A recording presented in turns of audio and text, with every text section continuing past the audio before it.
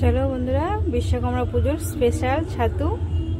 দেখো, আমাদের পুজোর দিন এটা বানাতেই হয়, এটা নিয়ম আছে, তার জন্য এই যে বানিয়েছি। দেখো, দেখতে ভালো লাগছে, কিন্তু খেতেও কিন্তু খুবই টেস্টি।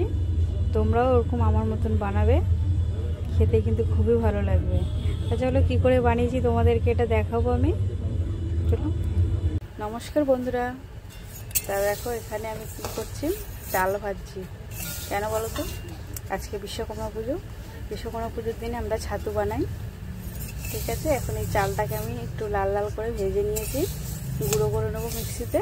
দেখো, লাল লাল কিন্তু ভাজা হয়ে গেছে, খুব সুন্দর লাগছে। মিক্সিতে এটা গুঁড়ো করে নেব, নিয়ে ছাতু বানিয়ে তোমাদেরকে দেখাবো। তা চলো। এখানে আমি চালটা গুঁড়ো করে রেখেছি। আমি তো বলেছি প্রথম ভিডিওতে যে আজকে বিশ্বকর্মা পুজো, বিশ্বকর্মাতে আমাদের ছাতু রান্না করতে হয়। তার জন্য এই যে ছাতুটাকে এই যে মিক্সিতে গুঁড়ো করে নিয়েছি চালটাকে। তার জন্য কি কি নিয়ে নিয়েছি দেখো। এখানে আছে নারকেল, নারকেল দু রকম আছে। এটা হচ্ছে কোরানো নারকেল, আর এটা ছোট ছোট করে কাটা আছে, আর চিনি। তো চলো, কড়াইতে জল দিয়ে দিয়েছি, জলটা গরম হয়ে গেছে, লবণও দিয়ে দিয়েছি অল্প। এখন এর মধ্যে আমি দিয়ে দেবো কি বলতো, এই কুচানো নারকেল আর এই কোরানো নারকেলটা এই জলের মধ্যে দিয়ে দেবো। এখানে অল্প আমি লবণ দিয়ে দিয়েছিলাম, একটু নাড়াচাড়া দিয়ে দেবো, একটু ফুটবে।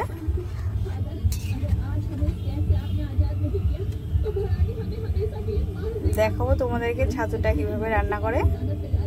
চলো। নারকেলটা দেখো ফুটছে, এখানে আমি চিনি দিয়ে দেবো। এই যে 1 বাটি চিনি নিয়েছি, এই যে চিনি দেবো, পরিমাণ মতন চিনি দেবো।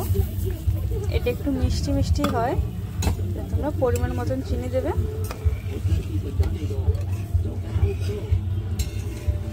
দিয়ে একটু ফুটিয়ে নেব, চিনিটা গুলে যাবে। চিনিটাও গুলে গেছে। এখন এই যে গুঁড়ো করে রাখা ছাতুটা আমি এখন হালকা হালকা করে দিয়ে দেবো। একবারে দেবো না, তাহলে দলা পাকিয়ে যাবে। এরকম হালকা হালকা করে দিয়ে একটু নাড়াচাড়া দিয়ে দেবো। তো তাও যেখানে আরও আছে দিয়ে ভালো করে এখন নাড়তে হবে। এই যে এত দেখছো না, এক্ষুনি সব শুকিয়ে যাবে। ভালো করে আমি একটু নাড়াচাড়া দিয়ে দেবো।